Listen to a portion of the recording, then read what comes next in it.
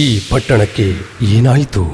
ಒಂದೆಡೆ ಇದ್ದಿಲಾದರೆ ಇನ್ನೊಂದೆಡೆ ಹೊಗೆಯೋ ಹೊಗೆ. ಏಕೆ ಯಾರೂ ಮಾತನಾಡುತ್ತಿಲ್ಲ? ಮೌನವಾಗಿ ಏಕೆ ಹೊಗೆಯನ್ನು ಸಹಿಸಿಕೊಳ್ಳುತ್ತಿದ್ದಾರೆ? ಸಹನೆಯ ಪರೀಕ್ಷೆಯಾಗಿದೆ. ಸಿಗರೇಟ್ ಬೀಡಿಗಳು ಆರಲಿ. ಸಾರ್ವಜನಿಕ ಸ್ಥಳಗಳಲ್ಲಿ ಸಿಗರೇಟ್ ಸೇದುವುದು ನಿಷಿದ್ಧ.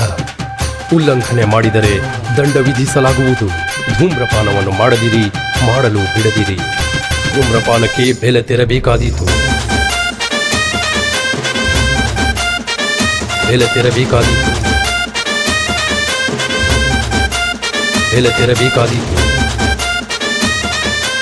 ನಾನು ಮುಖೇಶ್. 1 ವರ್ಷ ಗುಟ್ಕಾ ಜಗ್ದಿದ್ದೆ. ನನಗೆ ಓರಲ್ ಕ್ಯಾನ್ಸರ್. ನಾನು ಆಪರೇಷನ್ ಆಗಲಿದೆ. ಇನ್ನು ಮುಂದೆ ನನಗೆ ಮಾತಾಡೋಕ್ಕಾಗುತ್ತೋ ಇಲ್ವೋ?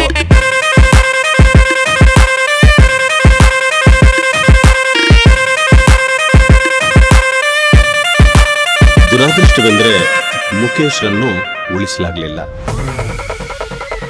ನನ್ನ ಬದುಕು ಈ ರೀತಿ ಆಗುತ್ತೆ ಅಂತ ನಾನು ಯೋಚನೆ ಮಾಡೇ ಇರಲಿಲ್ಲ. ಎಲ್ಲವೂ ಚೆನ್ನಾಗೇ ಇತ್ತು. ಒಳ್ಳೆಯ ಗಂಡ, 2 ಮುಟ್ಟಿನ ಮಕ್ಕಳು.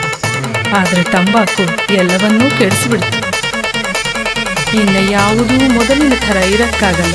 ತಂಬಾಕು ನನ್ನ ಬದುಕನ್ನೇ ಸರ್ವನಾಶ ಮಾಡಿಬಿಡ್ತು.